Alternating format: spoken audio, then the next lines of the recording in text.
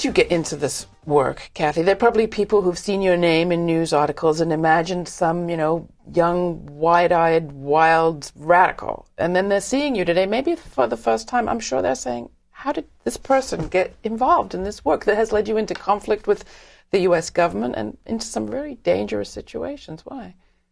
I ask myself that sometimes, too. What am I doing?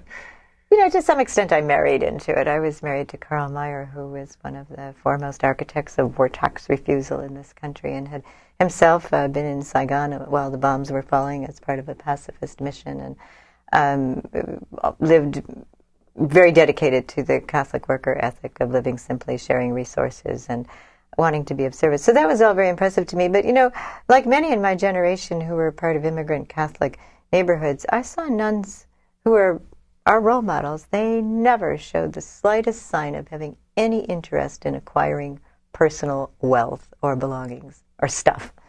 And that was impressive. I think it's a good lesson that we need to learn from.